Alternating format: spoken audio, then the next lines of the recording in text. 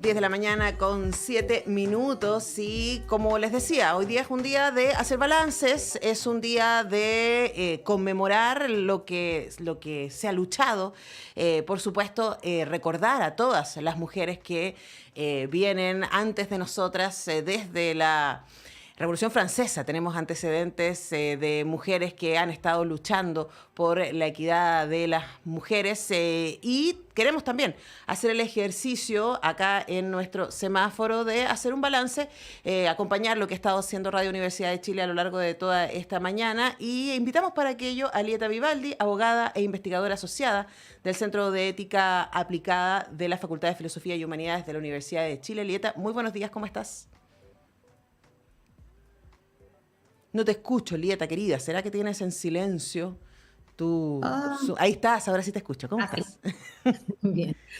Muchas gracias por la invitación. Acá muy bien. Justamente me encuentro en el Instituto Nacional de Derechos Humanos, que estamos conmemorando la historia a tantas mujeres también, y justamente dentro de un año que es muy especial para Chile, que se cumplen 50 años desde el golpe de Estado y que aún hay muchas personas que siguen desaparecidas.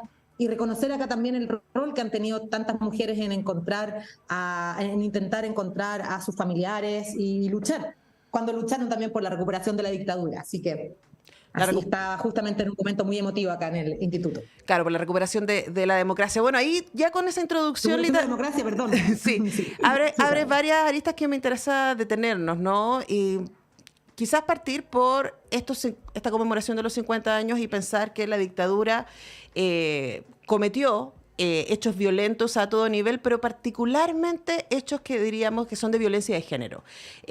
Hay muchos antecedentes respecto a cómo las mujeres, en términos particulares, fueron torturadas, fueron perseguidas, fueron maltratadas por su condición de mujer y militante. Sin duda, yo creo que eso es algo de lo que a pesar de que hay mujeres, como por ejemplo las sobrevivientes de lo que ha sido llamado la venda sexy, que a mí cada vez que lo digo me dan escalofríos, ¿no? Sigue siendo, a mí me da la impresión de invisibilizado en el contexto de la generalidad de las violaciones a los derechos humanos en Chile. Y por otro lado, también pensamos que son organizaciones de mujeres, desde Mujeres por la Vida hasta las asociaciones de familiares de detenidos desaparecidos, ambas por supuesto, organizadas y lideradas por mujeres, las primeras en poner a nivel mundial en evidencia las violaciones a los derechos humanos en Chile. ¿Qué podemos decir respecto a ese contexto, 50 años después? Sí, es muy interesante. Justamente Julieta Kirkwood, una gran socióloga de la Universidad de Chile también, que resaltaba cómo luego de que el movimiento feminista chileno fuera tan fuerte al inicio del siglo pasado, 1930, etcétera, hubo lo que ella llamaba un silencio feminista, después que se recupera, que se conquista el derecho a voto, y luego justamente después de ese silencio, es en la dictadura, cuando las mujeres vuelven a ser protagonistas, volvemos a ser protagonistas para encontrar a aquellas personas desaparecidas, articulándose a través de la política, pero a través de la política también desde lo personal. Eran espacios en los cuales habían ollas comunes, mujeres apoyándose, y justamente ella acuña esa frase, democracia en el país, en la casa y en la cama, para mostrar, como ella decía, que no ganábamos nada si se derrocaba al dictador Pinochet, si en cada una de las casas seguía viviendo un dictador, el cual no respetaba los derechos de las mujeres, dentro que las familias no eran iguales, cosa que todavía se mantiene, que no tenemos corresponsabilidad como deberíamos, etcétera. Ese también da para otro tema. Pero yo creo que es clave cómo las mujeres no eran vistas como peligrosas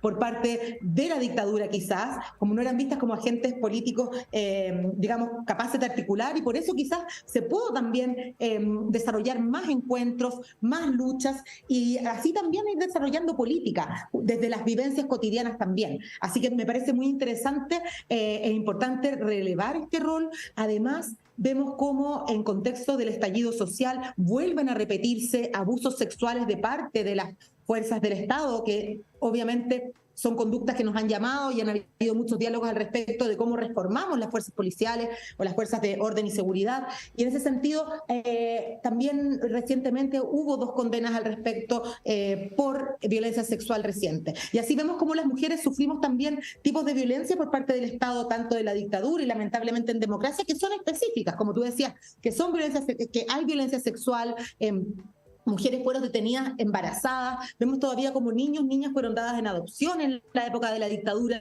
Entonces hay mucho pendiente y también hay un reconocimiento importante que hacer a todas las mujeres que han luchado tanto porque podamos tener un país más justo, que lucharon tanto, como hablábamos, contra la dictadura, pero también durante democracia. Vemos como Macarena Valdés, defensora de derechos humanos, también fue asesinada en democracia, todavía está esclareciéndose su caso, pero en ese sentido aún nos siguen matando por ser mujeres en varias instancias. Sí, yo creo que lo que de alguna manera explicita, ¿no? Este tema de lo necesario que es conmemorar el 8M e instalar ciertos temas e insistir sobre ellos, es también la idea de que existen voces que están constantemente diciendo pero ya, sí es suficiente, ya se logró, ya se ha avanzado, vivimos bajo un gobierno feminista, tenemos un gabinete que está bastante representado por mujeres, aunque ya perdimos la equidad, ¿no? Estamos ahí como, hay una intención, ¿no? Hay una intención también de parte de este gobierno en particular de tener referentes de género al interior de todos los ministerios, ¿cierto? De tener a la ministra de Género y Equidad al interior del grupo político, ¿cierto? Del Consejo Político, del gobierno. O sea, hay una intención que es importante y que, por supuesto, vale la pena reconocer. Pero hay muchísimas deudas, ¿no? Entonces, quizás me encantaría preguntarte, Elieta, respecto a lo que tú sientes que han sido los mayores avances en este año que llevamos de gobierno y las deudas que se mantienen. Sí, sin duda han habido grandes avances, como tú decías, es un gobierno que se autoproclama feminista en un sentido y en el cual sí hay una agenda y hay un programa que incorpora muchas demandas desde los movimientos. Estas demandas se ven reflejadas desde cómo combatimos o cómo luchamos contra la violencia hacia las mujeres, que no basta, y eso lo hemos dicho bastante, no basta que hayan leyes específicas que vayan saliendo ad hoc cuando hay situaciones que vulneran derechos y vulneran, digamos, de forma específica a las mujeres y ven casos, en este caso, de esta forma particulares, sino que necesitamos, por ejemplo, una ley integral de violencia que agrupe las distintas formas de violencia y además no solo con leyes se soluciona y en este sentido el gobierno también ha sido enfático, pero todavía necesitamos que se ponga más en práctica las políticas públicas que busquen prevenir justamente la violencia. De lo contrario, el Estado siempre llega tarde. Si castigamos el femicidio, el Estado va a llegar cuando la mujer está muerta. Lo que necesitamos es prevenir. Por eso, uno de los grandes desafíos es cómo establecemos políticas públicas, cómo establecemos políticas de educación que busquen justamente prevenir la violencia hacia las mujeres, prevenir la discriminación y así como señalaba, el Estado no va a llegar tarde, sino que al contrario, vamos a poder trabajar de forma conjunta y aquí necesitamos involucrar también a hombres, a la comunidad entera, puesto que cuando hay violencia somos todas las personas quienes sufrimos, la familia de la persona que es violentada, por supuesto, pero también la comunidad en su conjunto. En ese sentido es tan importante que las políticas apunten a toda la comunidad. Por otra parte, otra de las demandas han sido la visibilización de los cuidados, que ahí con la pandemia fue evidente la forma en que los cuidados caen desproporcionadamente en las mujeres, y así el gobierno también ha incentivado distintas políticas que van hacia un sistema integral de cuidados. Y esto ha sido paulatino y también vamos a ver cómo va a seguir implementándose los cuidados. Claramente hay personas que necesitan especialmente cuidados, niños, niñas, adolescentes, personas en situación de dependencia, personas mayores, pero a su vez todas las personas necesitamos en algún momento de nuestra vida cuidado y necesitamos también el autocuidado, que es una esfera que ha quedado quizás bastante descuidada y muchas personas no tienen tiempo para sí mismas, lo cual tiene muchas consecuencias para la salud mental, etcétera. Y eso también es un aspecto que, si bien se ha avanzado, necesitamos profundizar políticas. Derechos sexuales y reproductivos también. Tenemos una ley que fue aprobada con el gobierno de Bachelet para interrumpir el aborto en 3 causales, para interrumpir el embarazo. Interrumpir el embarazo en 3 causales específicas, pero aún la implementación es bastante débil y por eso hay una deuda respecto de parte del Estado para capacitar al personal de salud, informar sobre la ley y así ir ampliando derechos sexuales y reproductivos en general. Me parece que también disminuir la brecha salarial todavía es una deuda pendiente y así escuchaba recientemente a la ministra de la Mujer, Antonia Orellana, que señalaba, de la Mujer y Equidad de Género, que señalaba la importancia de establecer medidas para igualar económicamente, o si no también la violencia económica lamentablemente se torna en un protagonista y las mujeres sufrimos por no poder irnos del hogar en común, justamente por no tener medios para poder alimentar o vivir con nuestras familias. Entonces, en ese sentido también, el lograr una mayor igualdad económica, todavía tenemos como un régimen de sociedad conyugal, el cual no da iguales derechos para la administración de los bienes a hombres y mujeres. Entonces, existen muchas deudas.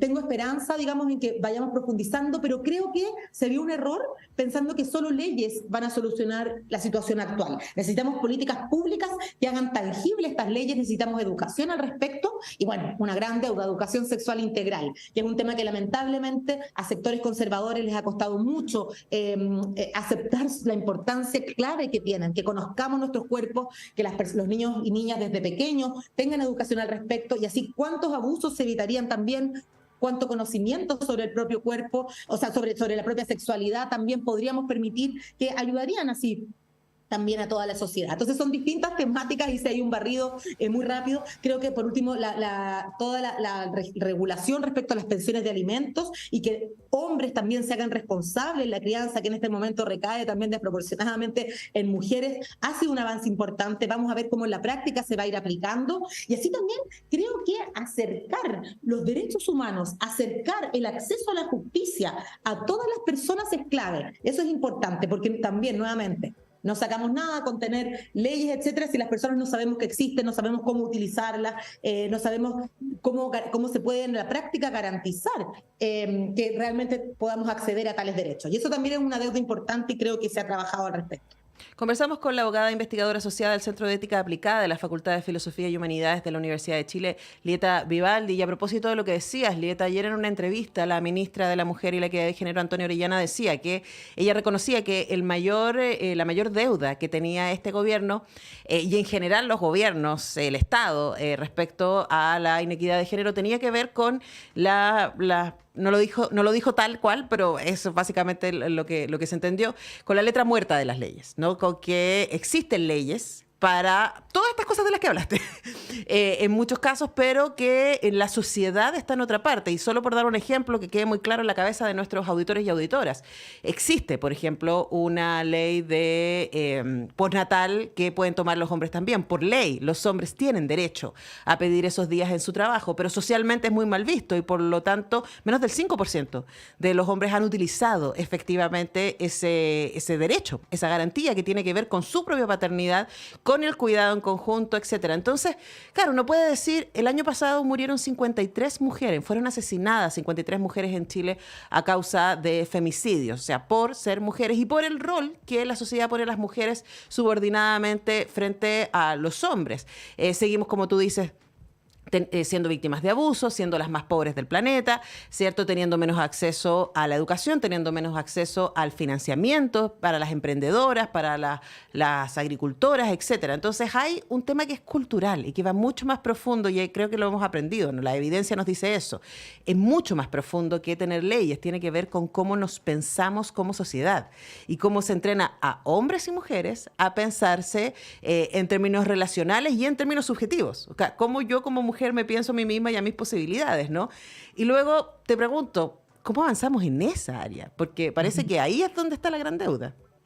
Claro, hay una gran deuda, como tú dices, cultural, en educación, sociocultural también, podríamos decir. En ese sentido, vemos como el 18 de mayo, en mayo del 2018, hubo una verdadera revolución feminista que fue conocida en todo el mundo acá en Chile, que parte justamente en las universidades y por estudiantes que denuncian la normalización de la violencia en las universidades hacia las mujeres, la normalización del acoso, pero no solo eso, también cómo en la propia enseñanza siguen habiendo sesgos muy machistas, siguen sin incorporarse autoras mujeres sin incorporarse la perspectiva de género en forma transversal, porque muchas veces se cree que basta tener un curso de género que sea aislado como una cápsula, y no es esto lo que basta. Necesitamos transversalizar en la educación, y en la educación desde muy temprana edad, no solo la educación sexual integral que hablaba recientemente, que es una gran deuda, sino